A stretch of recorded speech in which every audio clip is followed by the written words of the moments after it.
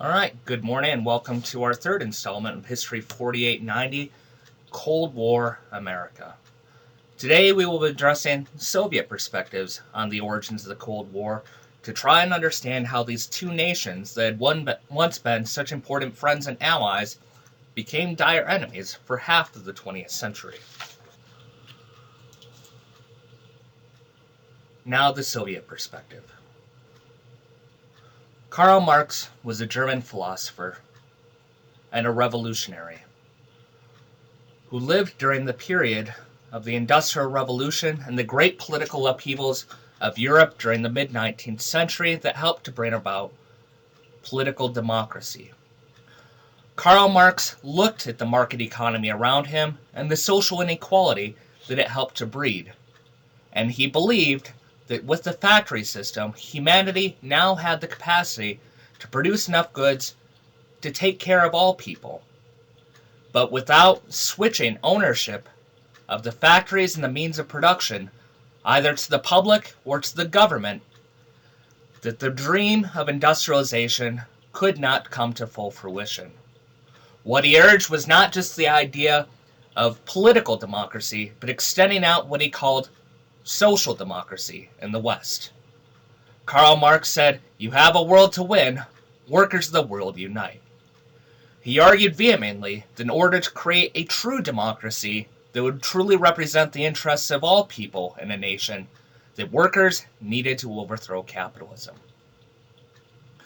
His most dedicated disciple, the revolutionary from Russia named Vladimir Lenin, became the founder of communism during the period of World War I. Just prior to World War I, Vladimir Lenin identified that after the 1873 stock market crash in Vienna, the European and American powers were expanding their power throughout the world in a new era of imperialism, trying to find markets to sell their surplus products. What Lenin argued is that if you studied history, you could see over and over that the market system, with its bust and boom cycles, inevitably leads to war, and that there must be some type of international revolution to stop future world wars. When World War I became dubbed as, quote, the war to end all wars, Vladimir Lenin believed that now was the opportunity for workers of the world to unite, to strike out against their capitalist masters, and to create a true democracy. In a quote here he states, "Democracy is a fraud. No amount of political freedom will satisfy the hungry. Under socialism, all will govern in turn and will soon become accustomed to no one governing." While the communist movement is often associated in the West with ideas of violence and revolution, the goal of Vladimir Lenin's world revolution was to create a new era of world peace. This is perhaps best embodied in the lyrics of the initial Soviet national anthem that existed from 1918 up until 1943.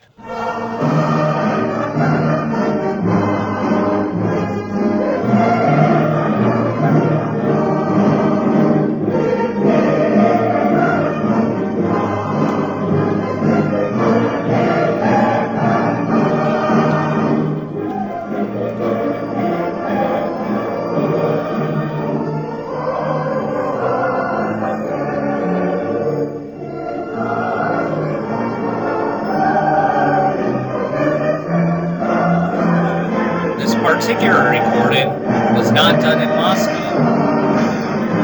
It was done in New York City in 1943 by the National Broadcasting Company Orchestra as a tribute to the peace and the friendship that American and Soviet leaders had found with each other, and the dream of the future that American and Soviet peoples would build together once Nazi tyranny had been destroyed and the future of the world could be preserved for a lasting peace where the hammer and sickle and the stars and stripes would fly together.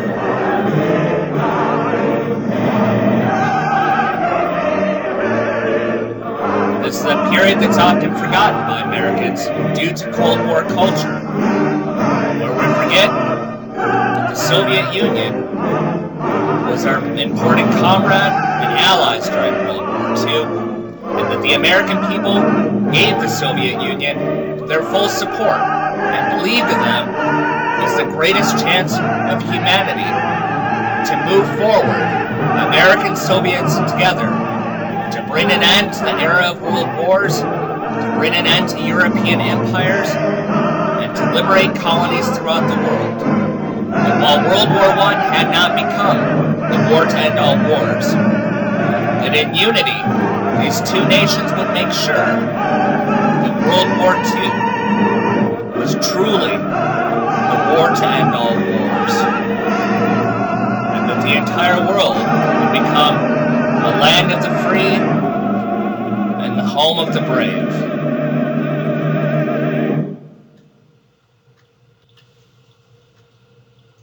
Now, looking at the origins of the communist movement, we need to understand that when World War I broke out in the fall of 1914, many socialists and political leaders naively believed that the war would be very short and that the troops would be back home by Christmas of 1914.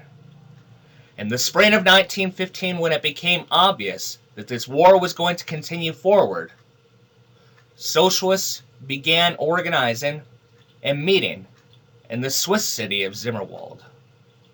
The Zimmerwald movement was initially founded by pacifists who thought they could convince European leaders to simply sit down and negotiate a peace. Vladimir Lenin argued that such a position was naive and incorrect. He argued that due to national pride, even though European leaders were all friends and first cousins of each other, that they would never bring the war to an end through negotiation.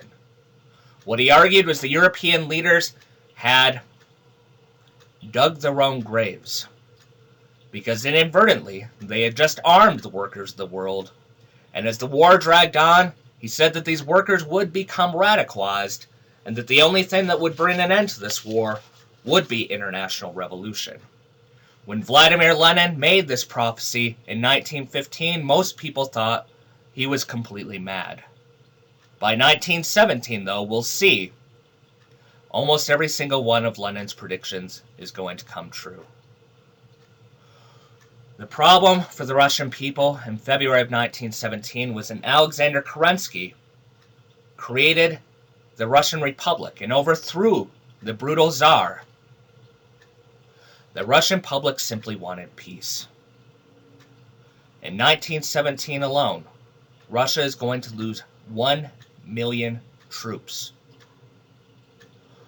The problem for the Russian people is Alexander Kerensky, under great pressure from Western allies, is not going to negotiate a peace with Germany and continues on with the war effort, lying to the Russian people that peace would come soon, but reassuring his Western allies that Russia would not pull out of the war early, believing that such a maneuver could potentially enable a German victory. What Vladimir Lenin did in April of 1917 is he returned to his homeland after a number of years of living in exile in Switzerland with a simple slogan and a promise for the Russian people: land, bread, and peace. For the fact that Vladimir Lenin and his Bolshevik party, also known as the Communists, represented the true interests of the Russian people. They seized power, initially as a temporary move, in November of 1917 to enable Russia to sign a peace and to bring an immediate end to World War I. In March of 1918, Vladimir Lenin signed a separate peace with the German Empire, officially bringing an end to Russian participation in World War I. The great problem with this, though, is we need to understand that the ideological basis initially for anti-communism in the West had nothing to do with its ideas about social and economic transformation. Western leaders were angry because in their mind, Vladimir Lenin almost enabled a German victory in World War I. So after the Soviet Union was created in the beginning of 1918, and the Russians got that separate peace, they didn't truly get peace, because immediately a counter-revolutionary army was formed, referred to as the White Army. Under the leadership of General Yudenich, the White Army began a tirade of terrorism throughout the Russian countryside, burning down villages and trying to find the Russian Tsar to put him back in power. The greatest challenge then for the Russians, when it came down to the Soviet government, was to quickly organize a Red Army to protect the Russian people and to protect the interests of the revolution. The Russian Red Army, while it outnumbered the White Army, was constantly undersupplied. The White Army, though, had constant military and food supplies and intelligence coming from 16 different Western nations that assisted the White Army. Ironically enough, despite the fact that Britain, France, and the United States had been fighting a bloody war against Germany for several years now, when it came down to the Russian Revolution, they found a common cause, they found a common enemy, and as soon as peace was declared during World War I, these major powers united in an invasion of the Soviet Union.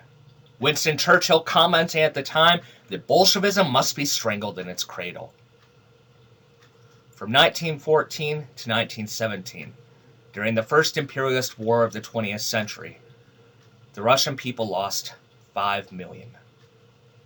1917 to 1923, once the Russians had signed a separate peace to try and bring about stability and prosperity for their people, due to Western intervention, the Soviet Union lost 15 million more people through starvation and through warfare.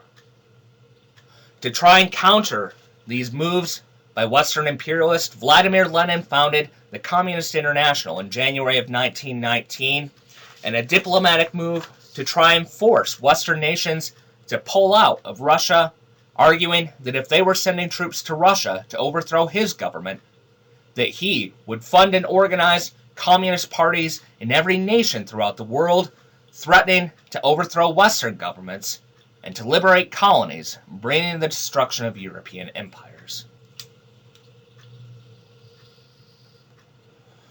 At the very end of the Russian Civil War, Vladimir Lenin died in January of 1924, not getting to see the fruition of any of his utopian dreams come true. In 1928, a young man who went by the nickname of Stalin, which means man of steel, gained power and control of the Soviet Union. At the time, he portrayed himself as the true heir of Vladimir Lenin's legacy. What he argued is that Russia needed to go through both an agricultural revolution and an industrial revolution immediately, or else Western nations would return with their troops and crush out, destroying the Soviet government and murdering the Soviet people. In a 1928 speech, he stated, "We have lagged behind the advanced countries by 50 to 100 years. We must either cover that distance in 10 years. If we don't do it, they will crush us." What's important to understand is how fascism rose up from the trenches of World War I. Fascism was a movement of counter-revolution, funded primarily by industrialists and big business to stop the spread of the communist revolution. What occurred throughout the 1920s and the 1930s is employers continually looked to the fascists as the front line to crash out labor unions and to stop the rise of communists. The greatest example of this in March of 1933 was when Adolf Hitler was brought to power in Germany, destroying the German democracy and funded by German coal, steel, and armaments industry. At the time, the Communist movement of Germany was the only political party that recognized this threat and was willing to use force against Nazi force to try to bring an end to the Third Reich and to prevent both World War II and the Holocaust. In 1935, communists took a dramatic strategic move and pushed for a reconciliation with the West through a policy commonly referred to as the Popular Front. What they argued is that if you simply brought back together the allies of World War I, that Hitler could be stopped without a single shot being fired. That through a military alliance of Britain, France, the United States, and the Soviet Union, that Hitler would be guaranteed defeat in World War II and would never start that war if he was boxed in with potential enemies on all sides. What Stalin argued convincingly at the time and convinced communists throughout the world to embrace was the communist movement now stood for the protection of democracy and the protection of the Soviet Union and the protection of people throughout the world from the threats of fascism that were triggering World War II.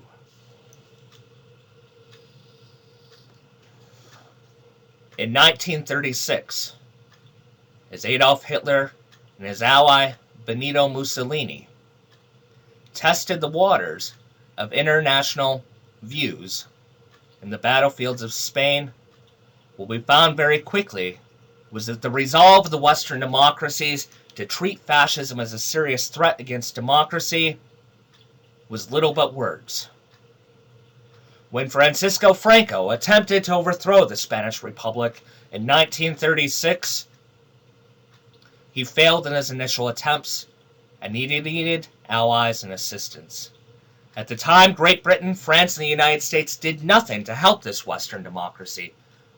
And even once Hitler and Mussolini sent troops there to try and destroy this Western democracy, they still would not assist. The only leader in the world who recognized the true nature of this threat and was willing to put his money where his mouth was Joseph Stalin. Immediately, Joseph Stalin started sending guns, troops, and food to Spain to assist in the protection of the Spanish Republic. And communists around the world rallied to the cause, organizing the international brigades to protect Spanish democracy and to prevent World War II by destroying fascism there in the battlefields of Spain. As the war continued on, Prime Minister Neville Chamberlain of Great Britain became closer and closer to Adolf Hitler. And before the war was over, Neville Chamberlain signed a friendship pact with Adolf Hitler, particularly over the issue of Czechoslovakia. When Adolf Hitler demanded to be given the Czech Sudetenland, which had factories that produced Panzer tanks and C4 explosives, Neville Chamberlain supported this idea.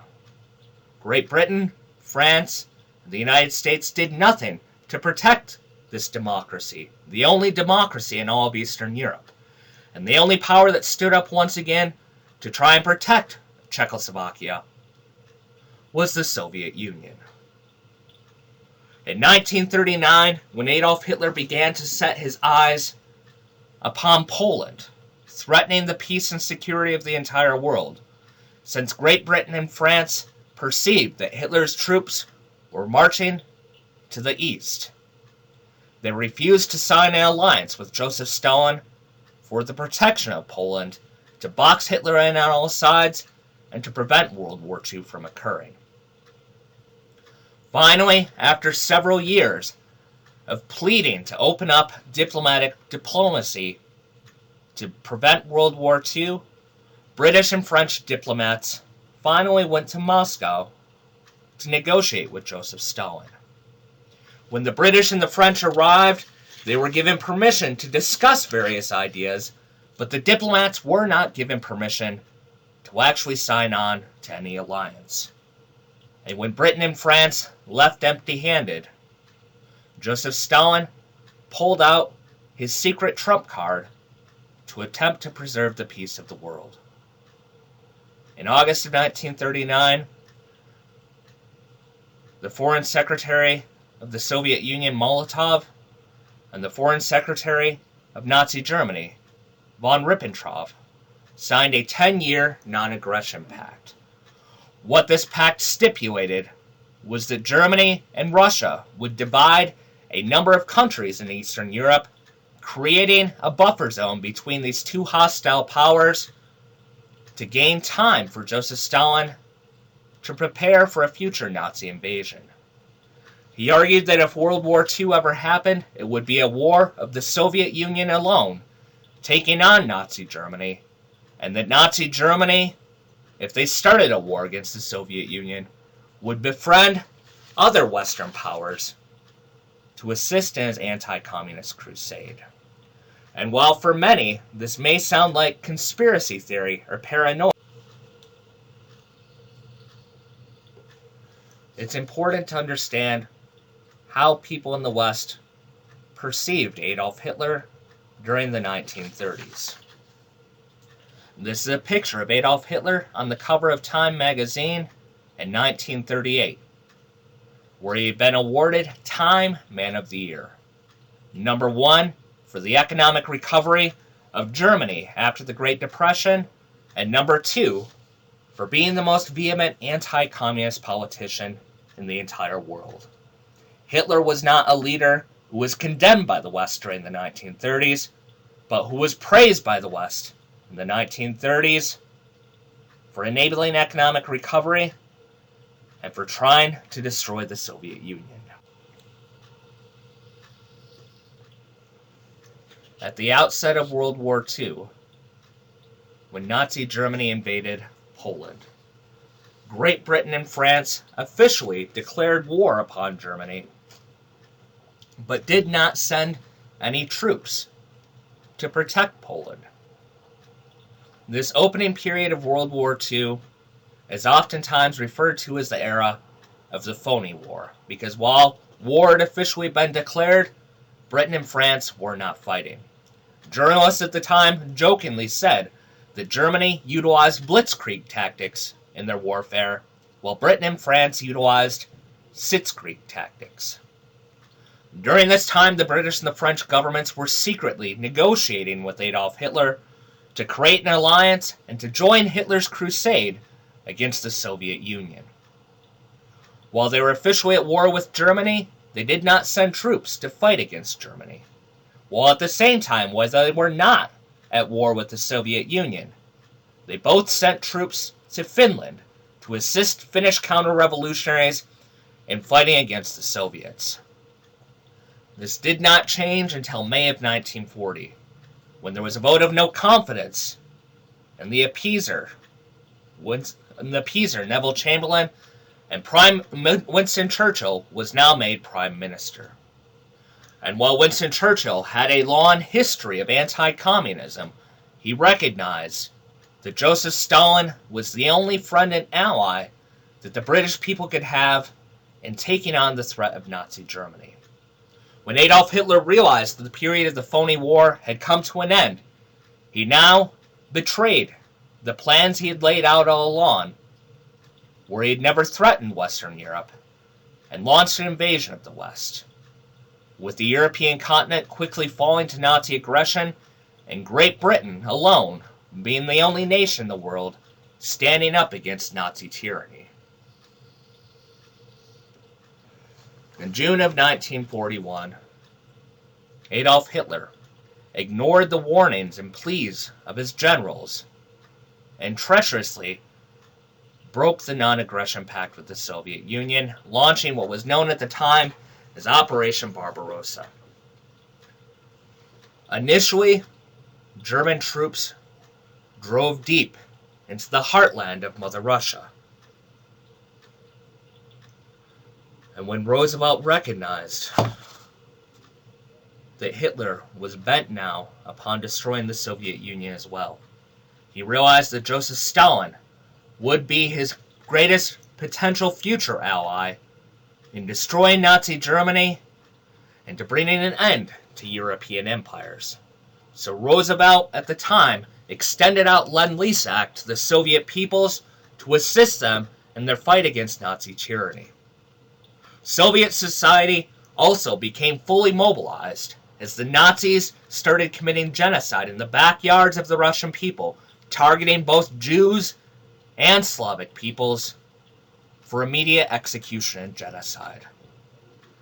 The way the Soviets were able to stave off the German invasion was by embracing an old technique of the Russian Tsars to utilize their geography against the foreign invader.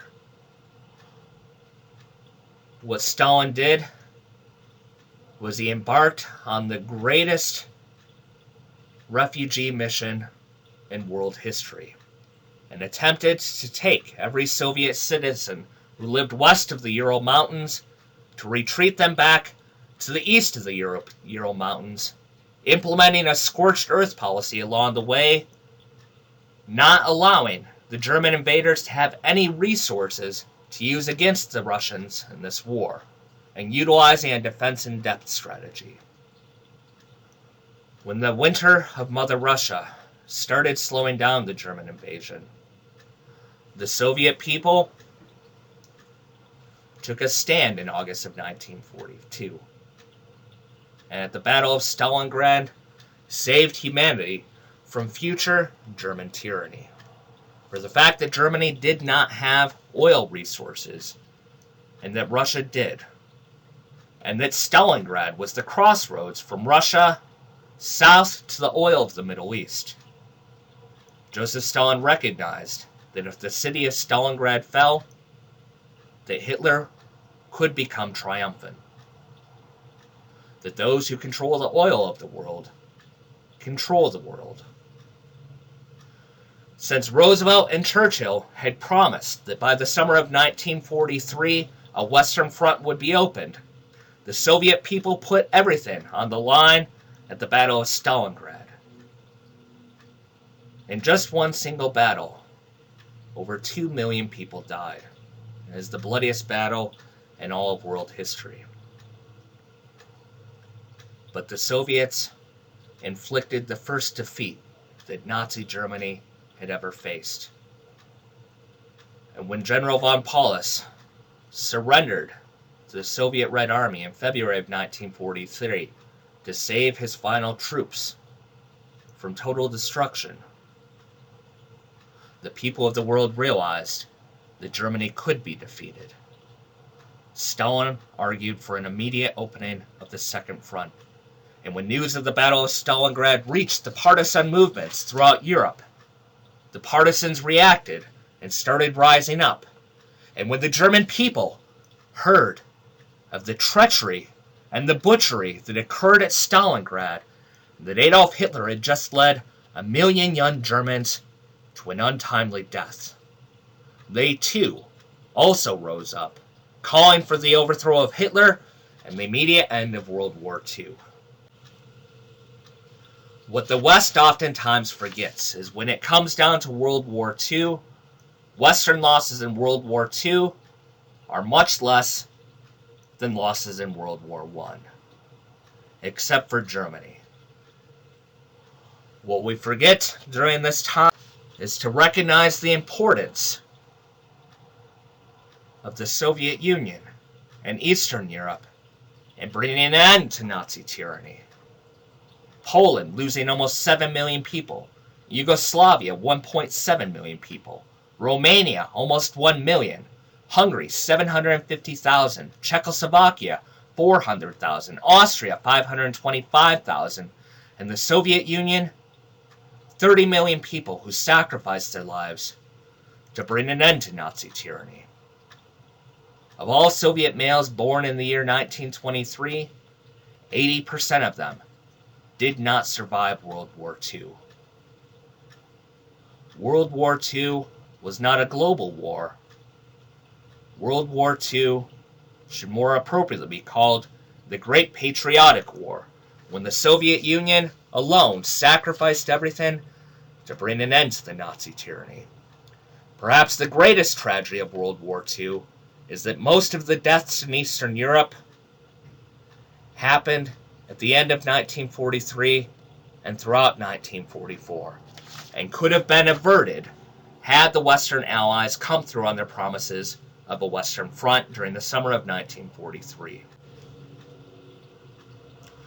And what Joseph Stalin had tried to prevent all along was the predictable death of almost 80 million innocent people.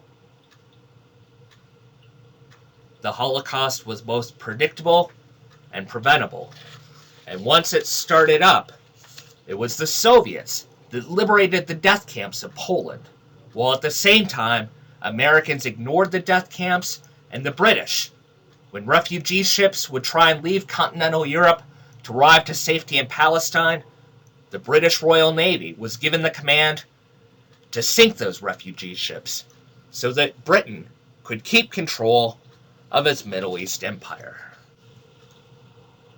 In November of 1943, Joseph Stalin was given an opportunity to meet President Roosevelt for the first time.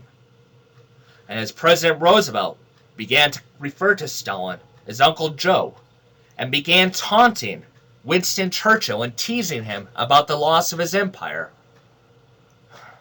Stalin thought that he had found a true ally. When Winston Churchill brought up the idea of reinstalling the Polish government that existed prior to World War II, Stalin pointed out that this government in exile was an anti-Semitic fascist dictatorship, and that if we were fighting a war against fascism, that such a government could not be allowed to come back to power. He also stated that if democratic elections happened in Poland, how should the Allies react if the Polish people democratically elected an anti-Semitic and fascist government?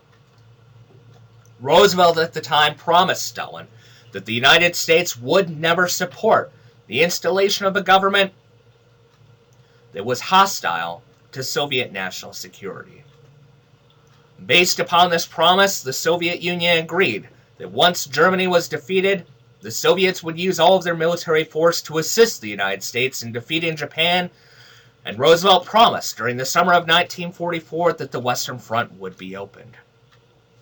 The problem for Stalin and Roosevelt and the future of humanity was that counter-revolutionaries within the Democratic Party recognized that in such an era,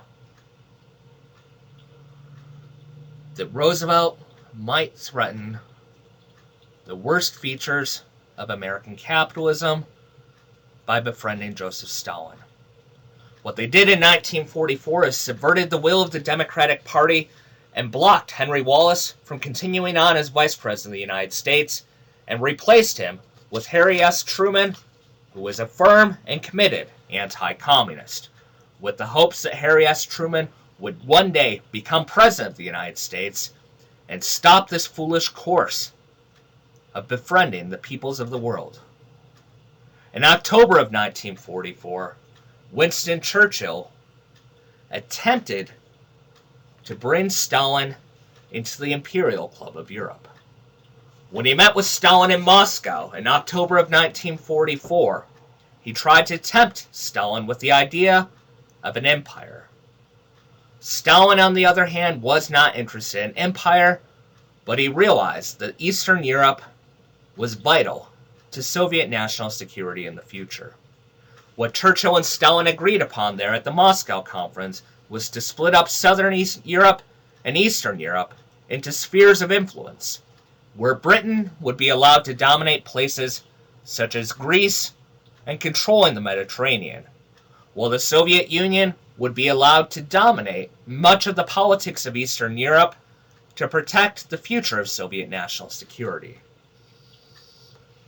In February of 1945, as Nazi Germany was collapsing, the three major powers came together again at Yalta, where they agreed upon the division of Germany into different zones of occupation, the creation of the United Nations, and the idea of essentially agreeing to disagree on the issue of Poland. At this time, the United States and the Soviet Union came together collectively, guaranteeing to Winston Churchill that the British Empire would come to an end once the war was over, and this would truly be the war to end all wars. The problem for the world is President Roosevelt unexpectedly died on April 12, 1945, and President Harry S. Truman came to office. At the time, Joseph Stalin was convinced that Roosevelt had been murdered by anti-communists in the Democratic Party and he demanded an immediate autopsy of the body to see if Roosevelt had been poisoned. Such notions were rejected. At this period, the Russian Red Army was only 3 days outside of the German capital of Berlin, and the American government had now been seized by counter-revolutionaries. On April 23, 1945, this became clearer when President Truman, when meeting with the Soviet Foreign Minister Molotov for the first time, talked in ways that an ally should not talk to another ally. And when Molotov said, "I have never been talked to in such a manner," Harry Truman scolded back and said, "If you kept your agreements, I would not have to talk to you like this." Immediately, Molotov contacted Joseph Stalin, warning him that Harry Truman could not be trusted, and that Harry Truman was an enemy who would potentially disregard all decisions that had been come to at the Yalta Conference. To make matters worse, it quickly came to Stalin's attention also that Harry Truman was now hiring on and protecting Nazi war criminals.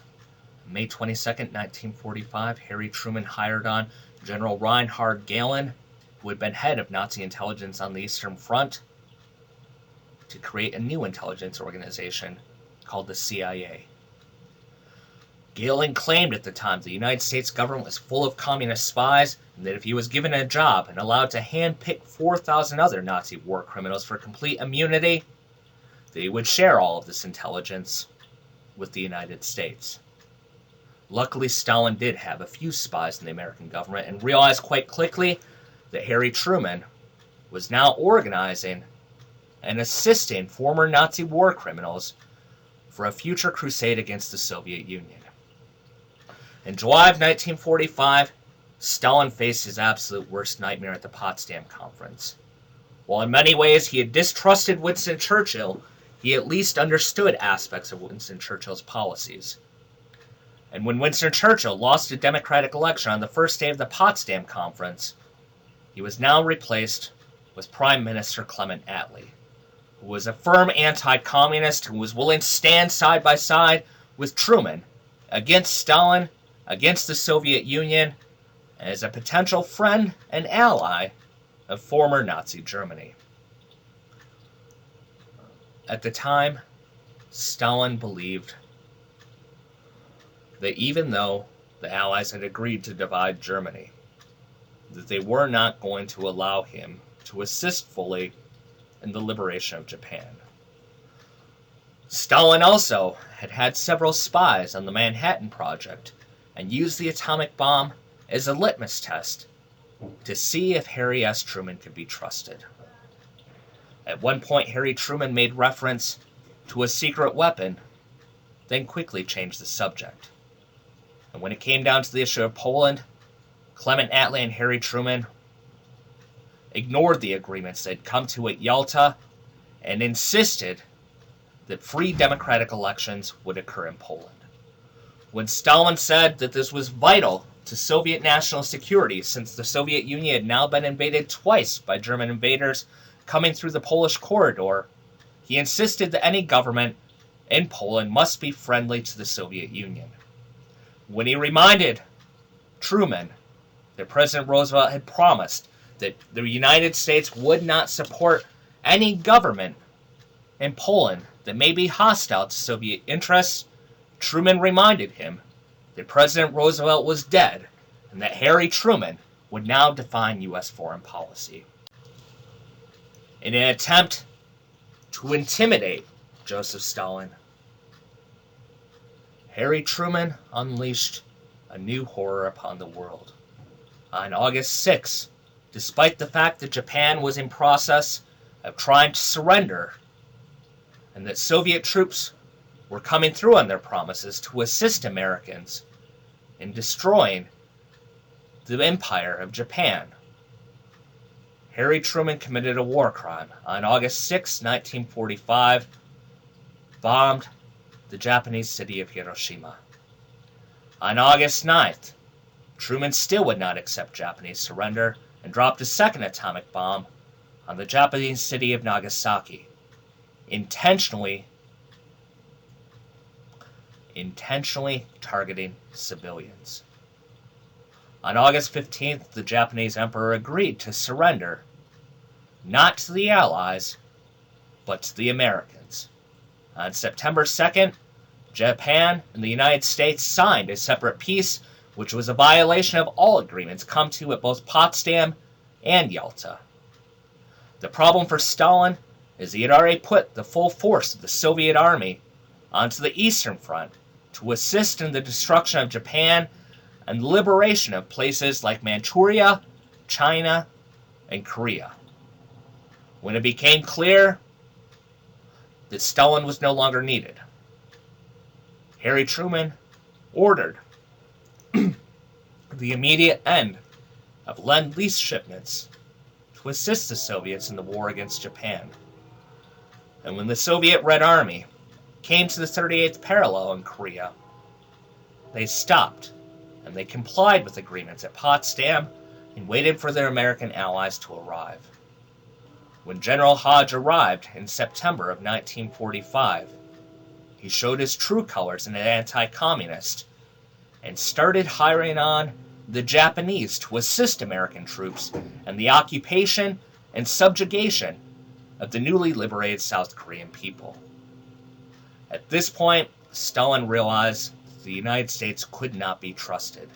The Secretary of State Hull did not respect or understand a single thing about Soviet security, that the Americans were now consistently recruiting Nazi war criminals and Japanese war criminals in a crusade to destroy the weakened Soviet Union.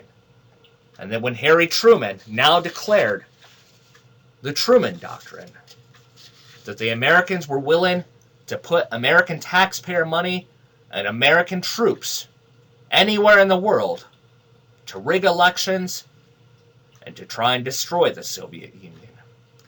And the joint dream of Stalin and Roosevelt and making sure that World War II was the war to end all wars quickly came to a close as Harry Truman betrayed his Soviet allies.